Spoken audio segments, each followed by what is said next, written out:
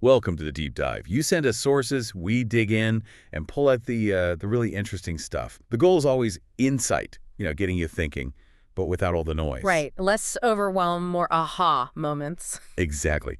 And today, we're looking at some excerpts from a piece called Giáo Thy. Yeah, these are literary excerpts, and they seem to come from the viewpoint of a male high school student in Vietnam. Okay, so straight away, what hits you is this student's, well, intense infatuation with his new math teacher. But it's not just a simple crush. He gets complicated, fast. We're talking complex relationships developing. And here's the kicker. It's set against the backdrop of the 2003 U.S. invasion of Iraq. Yeah, which is, a really unexpected layer for such a personal story. Definitely adds a whole other dimension. So our mission today, unpack these excerpts, look at the key events, the relationships, how the narrator's perspective shifts. Basically, stick to what the text gives us and see where it leads. Ready to jump in? Let's do it. So first things first, who is this narrator? Where are we? Okay, so our narrator is Hai. He's 17, final year, grade 12A1 at Tring Vung School. He's got this nickname, Hak Hai Black Sea. Right, because of his dark skin and apparently a bit of a troublemaker reputation. That's what he tells us. He's also the class monitor, interestingly enough, and a class he mentions is famous for its beautiful girls. Sure. He even drops a song reference about it. Okay. And his attitude towards the teacher change? Seems pretty indifferent, actually. Says he didn't care much about the old homeroom teacher leaving. Prefers sitting at the back. The classic observer spot. Totally. Yeah. And then he gives us this self-description. He says he's tall, strong. Quite specific about his physique, yeah. Very. Yeah. And then he throws in this detail that he's still a virgin. Which is interesting. Given the confidence, the physique, it sets up a kind of tension, doesn't it? Yeah, like physical maturity but claimed inexperience. Yeah. It kind of primes you for his reaction when the new teacher arrives. Which is pretty immediate and powerful, Mrs. Huandakdai. Oh, completely. He just goes into overdrive. The descriptions of her are incredibly detailed. Her eyes, nose, lips, her hair, how she looks in the Aodai. He focuses a lot on her figure, even speculating about, well, her undergarments beneath the traditional dress. It's quite intense. Intense, yeah. And he blurts out, Tinjangtran, like a goddess descended to earth. Wow. How does the class react to that? Apparently he gets a reaction, but for Hai, it's like she's put a spell on him. He basically admits he can't focus on math at all. He's just watching her. Constantly observing her. And his thoughts get quite explicit. Very. He talks about her Aodai, these vivid fantasies. He uses this term, hipdam hampu. Which translates roughly to sort of passively lusting or indulging these fantasies in his mind. Yeah, it's stark. And this internal obsession then crosses a line into reality. The incident in the restroom, he secretly watches her. Right. And the level of detail he notices, his reaction, it's disturbing. He basically decides then and there he wants to possess her. It's a troubling progression from admiration to, well, voyeurism and this feeling of entitlement. Definitely entitlement. And it even leads to him having a wet dream about her. It's all very raw. But then the story shifts a bit, doesn't it? It moves beyond just his internal world. It does. The outside world starts creeping in. He notices Ko the voice. Thy seems worried. And he connected to the news about the Iraq War because her brother-in-law is apparently in Baghdad. Right, and this gives him an opening, a reason to approach her using his position as class monitor. Clever, in a way. And their conversation, it seems like she's already aware he's, watching her so intensely. She seems to have her own thoughts on how men react to attractive women. She mentions feeling lonely, too. Yeah, with her sister living elsewhere, brother-in-law at war, hours to visit, keep her company. And she accepts, but also reminds him to focus on his studies. It's a subtle exchange, maybe more complex than just his fixation. But then things escalate pretty quickly with this motorbike accident. Ah, yes, the Honig. The suffering flesh plan. Sounds like it. A minor accident, but he seems to really play it up to get into her house. It feels calculated. He wants access, sympathy. And it works. She sees him all disheveled, lets him in, and that's when he just comes out and says it. Emdang, Aikodo. I'm paying attention to you. Bold move. And her response? Well, she lets him clean up at her place, which feels like a major turning point. Definitely crossing a threshold. And from there, the narrative describes the move to physical intimacy almost as inevitable. Yeah, the text says, Tween fight sura, dasira. What had to happen happened. Which is framing the kind of sidesteps agency, doesn't it? It does. It mentions her having some internal rationalizations, maybe loneliness playing a part. We see Hai's initial fumbling. Right, awkward at first, but then successful, as the text puts it. And these encounters continue, becoming regular, all while, the Iraq War is still mentioned in the background. That juxtaposition is really jarring. This intense private world unfolding against major world events. It really emphasizes how personal lives just carry on, sometimes in very unexpected directions, regardless of what's happening globally. But the story adds another layer of complexity. Right, Ko-min, Ko-thai's sister. Ko-thai mentions being worried about her because Min's husband is the one in Iraq, and she's also living alone.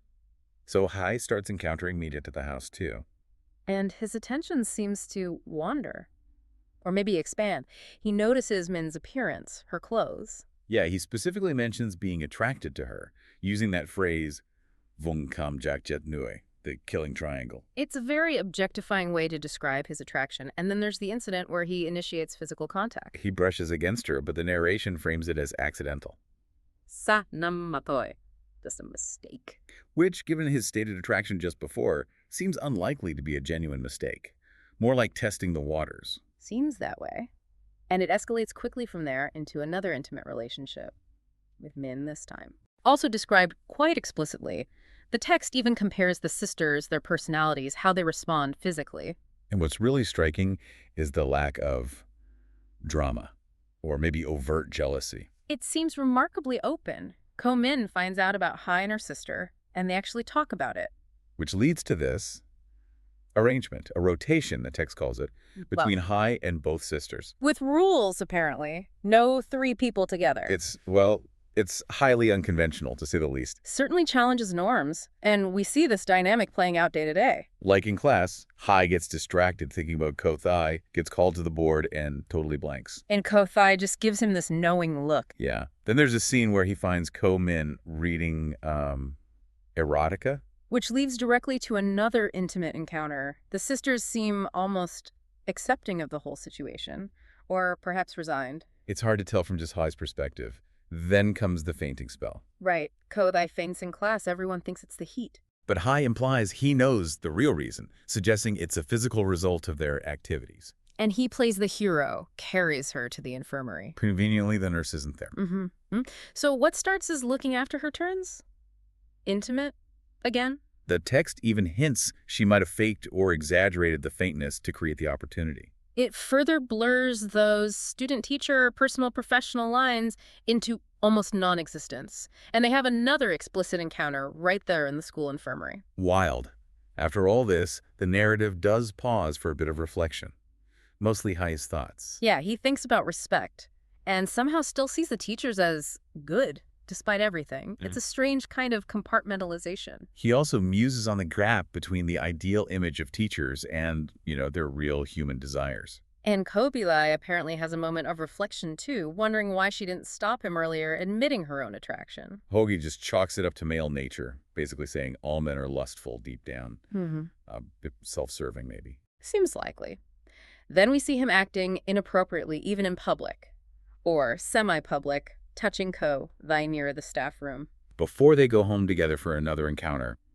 And this time, the text says she explicitly asks for intercourse. Marking another shift. The narrative doesn't shy away from the physical details, even mentioning bruises afterwards. It's quite graphic. And still, the war is there. News comes through that Baghdad has fallen. And Hai's immediate reaction, go tell Ko-min. Which, predictably, leads to sex. Yeah, again, described explicitly her enjoyment, but also, right alongside that, her continued worry for her husband. That contrast again, global events triggering personal, intimate responses. It's a fascinating dynamic. It really raises questions about coping mechanisms, how people seek connection, or maybe just distraction in times of stress. The final parts of these excerpts seem to focus on the characters' internal states, their sort of acceptance of the situation. Ko-min seems to feel some satisfaction, like she has ensnared this younger man, using the affair to cope with loneliness and her husband being away. Kai is seen as, effective in meeting their physical needs. And Ko-thai apparently appreciates his discretion. Right, keeping it all under wraps. There's even a scene with all three together, showing affection, supposedly without jealousy. Highlighting how open this arrangement seems to be, at least on the surface. Komin even compares Hai favorably to her husband in bed, specifically regarding oral sex. But even with that intimacy, her worry about her husband in Iraq persists. It's not like the affair erases that concern. No, it runs parallel. The sisters show affection to Hai. He seems kind of cool about it all, almost nonchalant. And the narrative kind of concludes this section by saying these relationships continue, framing Nuk carnal desire as a way to soothe life's hardships. Which feels maybe a bit simplistic.